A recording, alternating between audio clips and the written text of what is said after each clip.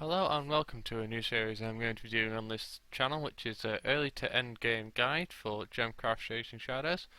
So let's just get right into it. Now, first level coming up.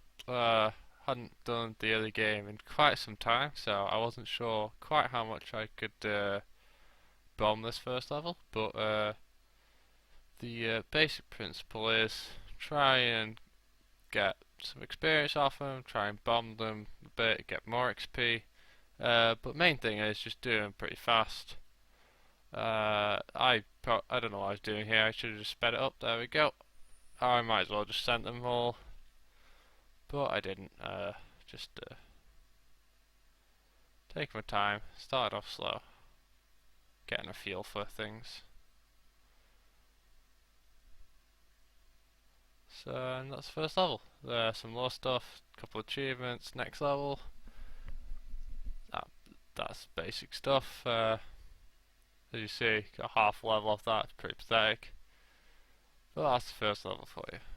Look at the skills. You want to sort of find a balance between initial mana and skills. But doesn't really make a big difference at this point, to be honest. I could probably stop arsing around with skills and just go into these levels. It's not that impactful. For the most part, I'm going to be using jewel gems most of the way through this game. Mostly got through there. Got an achievement for it. Oh hey, as most of the jewel gems are best for most of the way through until you get like pool bound or blood bound, and you sort of have a jewel gem plus either blood bound or pool bound. Because I don't like to go higher than that unless one of them is pool bound or blood bound. Of course, you can't go higher than that on this level because it's only 2 gem types. I only got red and blue. Now what I'm doing here is if you press B and then hold shift, it will keep bombing the selected gem, and the number by the bombing thing in the top right of the screen is how many times it'll bomb that gem per click. So you can change that with the scroll wheel. So if you need to bomb stuff quickly, you can hit B, hit shift, scroll up a bit so you're dropping loads of bombs, and then keep clicking. As you can see, quite a few achievements. Next map, a couple of levels. I'm arsing around with skills again. Don't need to do this, but whatever.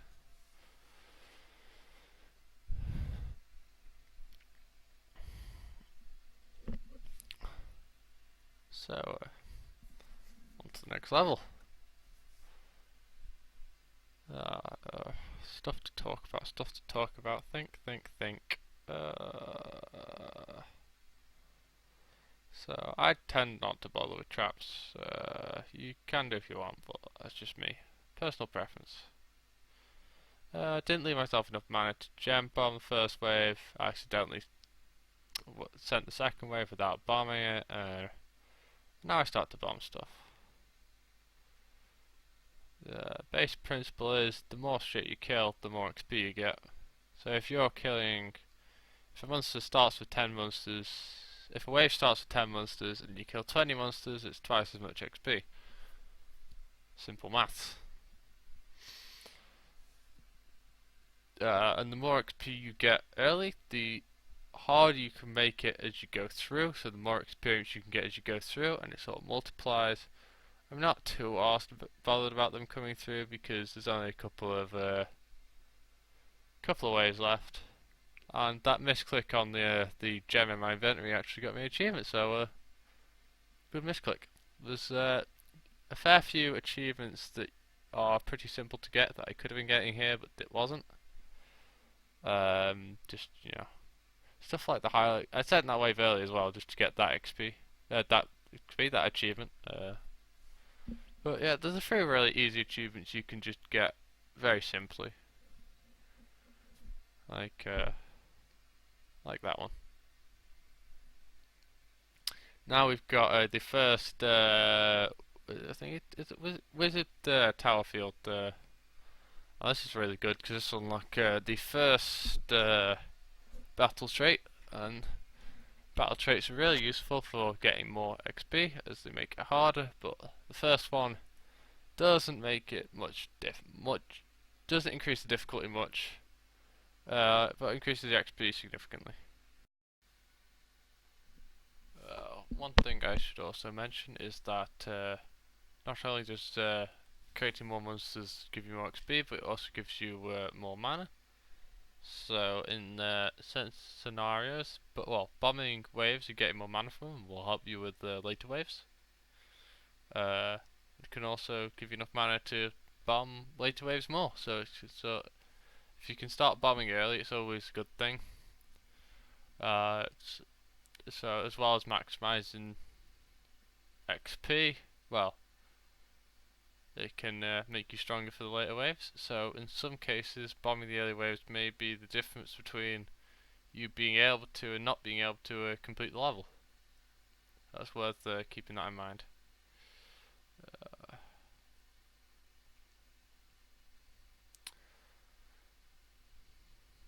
So yeah, I'd have worried a bit about the monsters, think I might have overdone it, but a couple get through, it's not the end of the world. I've gained more mana from creating more monsters than I've lost from the few that got through. So keeping up with the bombing,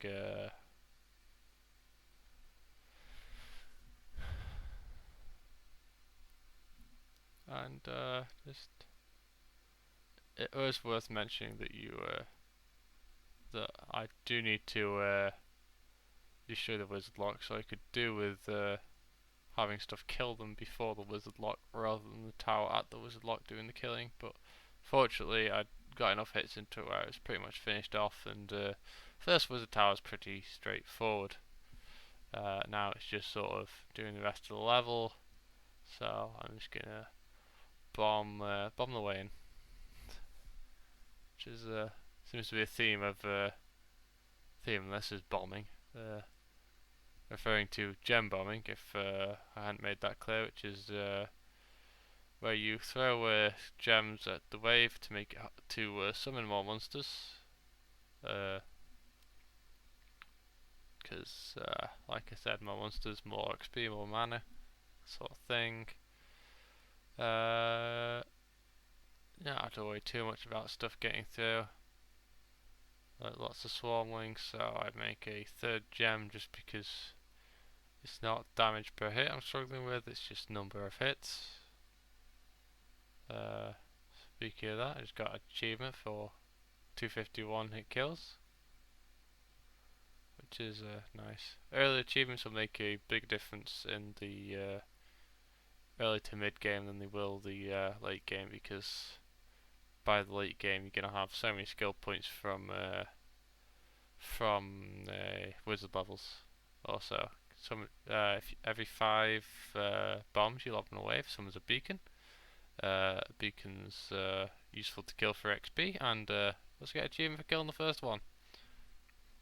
And the amount of bombs of the last few waves helped quite a bit because they got banishment achievements and obviously more XP. It doesn't matter how much damage they do if you survive them at the end, because you don't need to finish the last wave strong if you're going to end there. Obviously, if you're going into endurance mode, it helps if you don't use all your mana on banishment, but wasn't planning on going endurance mode. That's a nice few levels. First battle trait. So now that done that wizard tile, we can put the battle trait on, and that will give us a 3.1 times the XP, and it will not make it too much harder in my opinion. I don't really think the haste battle trait makes it that much harder, but I guess it's nice to have some easy traits in there.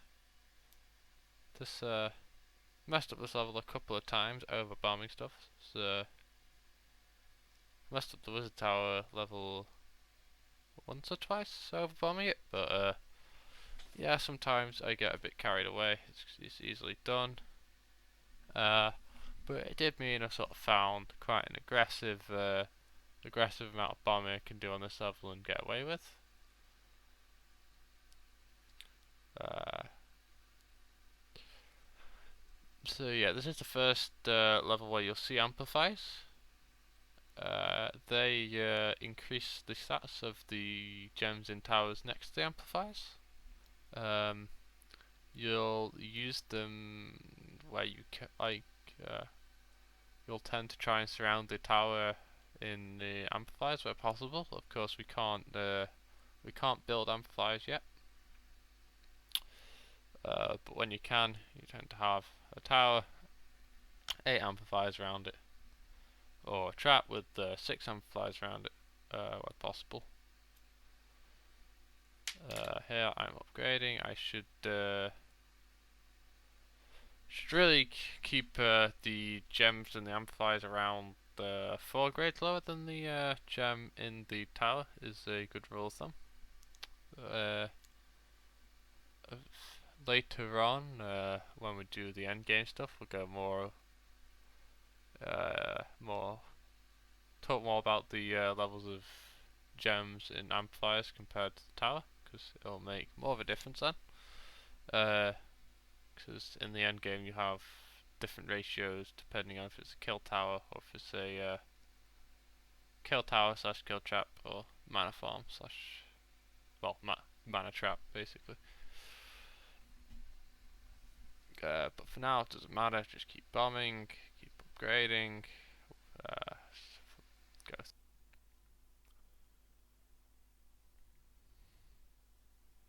So I've talked about most of the stuff I want to talk about for now, and I will speed this up and be back to you when there's something for me to talk about.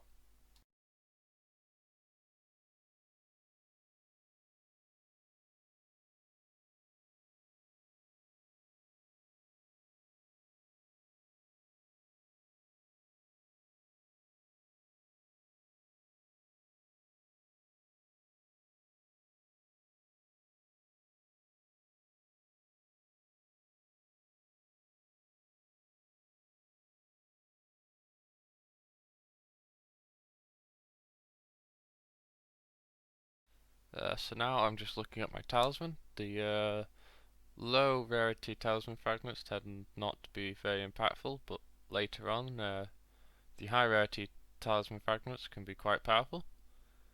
Uh, so at some point in the end game you'll want to get a full talisman of 100 rarity fragments, but that's quite a way off. So it's going to continue on, and we'll get to fragment farming a long way from now. This is the first tome skill thing, tome chamber field. So you have to do the challenge that it said on the tome chamber, which is killing monsters within the range of it. So as you can see, I just set up a wall so the monsters go through that area, and this one's pretty straightforward.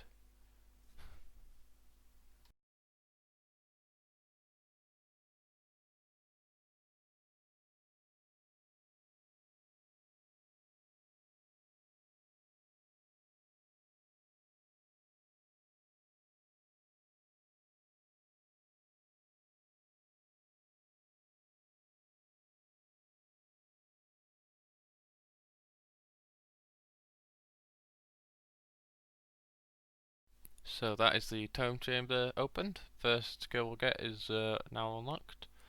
Can't remember off the top of my head what the skill was. Guess we'll find out after. But it might be traps. Yeah, I think it's traps thinking about it. One thing I should mention about tome chambers is one of the constraints is you have to do them in the set amount of waves. You can't do them in endurance. But if you have battle traits on that increase the number of waves, then you can still do it in then extra waves. So battle traits can make skill times easier, which is interesting, considering the traits are supposed to make it harder. But yeah, they can make some of them easier. Also, gem bombing makes them easier because more monsters, so it's easier to kill the required number of monsters in the area. So yeah, bombing is always good. Don't take that out of context.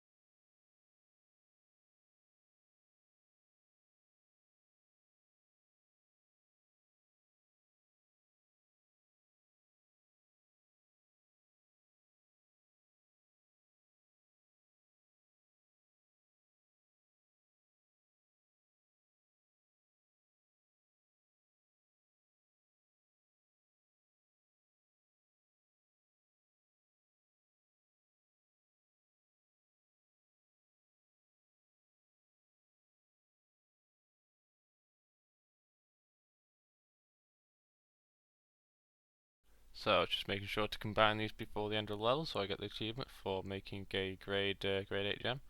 And just wanted to bomb it before I ran out of time, which I just about managed to for a couple of more achievements. So yeah, another field down. Got the trap skill. Another field unlocked. Now you don't really have to do this field because well, we won't really get any meaningful fields out of it because my general rule of thumb that I wasn't paying attention to when I was doing this is once you've done the wizard tower and the skill tome field for a certain hex, then you can just sort of tend to move on from it, unless you think that the you'll need to do one of the other fields to unlock a field next to it, which in this case this doesn't help. But decided to do it anyway because I wasn't thinking at the time. But doesn't hurt, just more XP and pretty straightforward.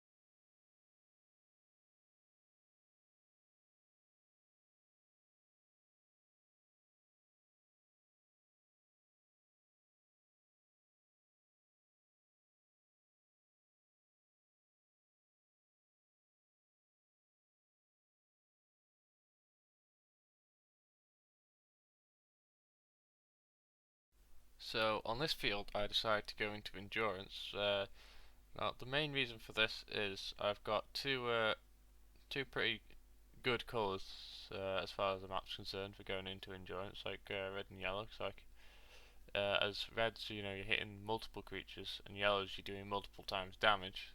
So they're quite a nice combination. And I was going pretty strong at the end of it, so I figured I'd get a lot of extra waves out of it. Uh, so yeah, just went into endurance and just not expecting to get too far, but expecting to get a reasonable chunk of experience from it. As you can see, was it like 21,000-ish experience at the end of the normal mode, and we'll see how much extra I get from completing endurance.